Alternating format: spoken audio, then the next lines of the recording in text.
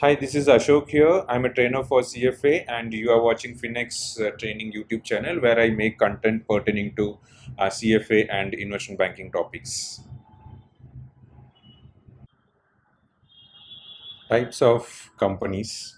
So this can be used for KYC purposes to know different varieties of types of companies and the formation documents. What sort of documents are used when your company is created. So that's what we are going to see: the agenda, types of companies for KYC, and the formation documents for various businesses.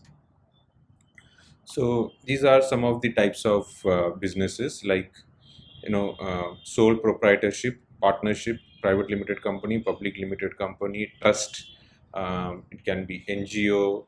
There are very many varieties. So just I have tried to mention few over here. So number one, sole proprietorship. So some features of sole proprietorship and the documents that what I have tried to cover up in this video. So sole proprietorship means what now? A business managed by a single person. A single person is contributing capital, and he is the sole owner of the business. So in that case, it is a sole proprietorship firm. Now, does he have to register it anywhere? Normally, no. In maximum countries, not required. It can be. There is no formal documents required in most of the cases in many countries. So you don't have to formally document it anywhere. If you want to start your business, you can start without any documentation also, and still that will be considered as legal. But however, there are few exceptions for businesses like pharmacy or liquor shops. You might require you might have to register and get permission, right? The next one is a partnership firm, and what are the documents required. So partnership firm is what when more than one person, they come together and they form a partnership firm. So under partnership firm, the liability is unlimited. Yeah, typically unlimited. There can be liability limited partnership also, but typically in a general partnership firm it is unlimited. For a sole proprietorship firm also it is unlimited. Okay. So now when it is a partnership firm, it may be registered or it may be unregistered as well, depending upon the legislation of the country. So like for example, in India you can have partnership firm without even registration as well, even though it is advised to get registered. Now the documents that are required are, when you register, you need agreement, or also called as deed. So agreement will have roles and responsibilities of the partners, and also roles and responsibilities as in, like, who will do marketing, who will do technology related, who will be taking care of product management. So all these responsibilities will be clearly specified in the agreement or in the deed. Profit sharing ratio also, depending upon like the capital that they have contributed, what will be the profit sharing ratio, that will also be mentioned. So this will help in the working of the business. Certificate of registration, this forms the identity of the company, I mean the partnership firm. Here you will have name of the firm, its head office, branch office, date of joining of the partners, signatures, all their details will be mentioned in certificate of registration. Next one is company documents. Now, company documents, it can be it can be private or public limited companies. In a private limited company, the liability will be limited. Uh, in a private limited company, and whereas in a public limited company, the liability will be limited. Private limited company means shares are held by a group of people and structured as a private limited company. Public limited company, shares are held by common public.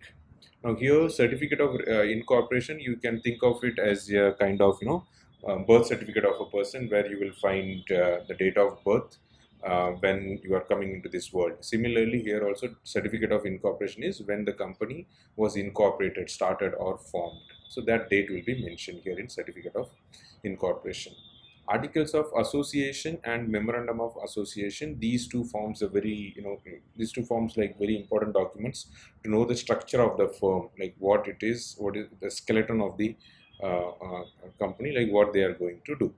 like articles of association will tell internally how the company will be managed. So this document lists the regulations and defines the internal working of the companies, like responsibilities of the stakeholders. So different responsibilities of the stakeholders, who will be doing what work, how internally they are going to form rules, and how that that will be worked out, like who will be doing um, what work, and internally how the work will be managed. That will be defined in the articles of association. Whereas in memorandum of association, it will have again the structure, skeleton of the companies, like name of the company, what product it deals with, what is the objective of the company, what is the liability, whether it is like as I said, limited liability. So all that will be mentioned in the memorandum of association. Okay. Cooperative documents. Cooperative documents will also have memorandum of association and articles of association. Cooperative documents could be like your group of people coming together, and for the mutual benefit of everybody, they are starting one businesses. It can be cooperative bank, cooperative store, cooperative bank where they can get loans at a cheaper rate, or cooperative stores where they can buy in bulk and then they can get products at the cheaper rate. So that can be the objective for cooperative business. Or cooperative society, where a group of people come together and then they form a cooperative society, which will help everybody in the form of running the society. So this is cooperatives. Then the next one is trust. So trust, when a business is structured as a trust will have an objective. Okay, so objectives can be like taking care of objectives can be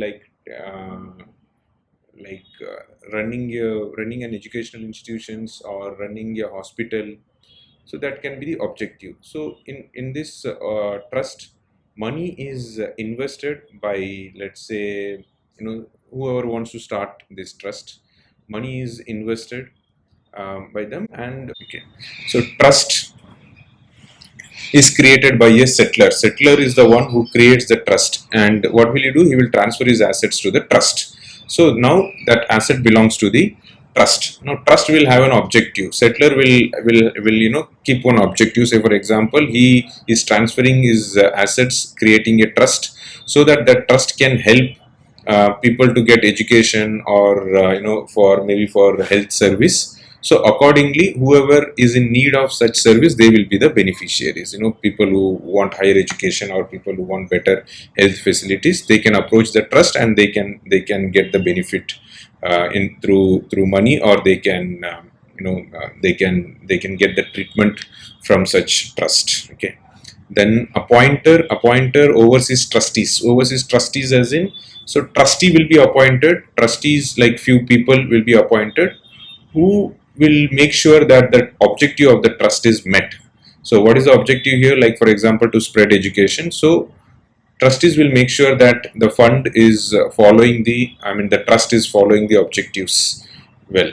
And appointer oversees trustees and changes them if needed. So in case if the trustee is not doing their work properly, if the trust is not meeting its objective, in that case trustees can be changed by the appointer.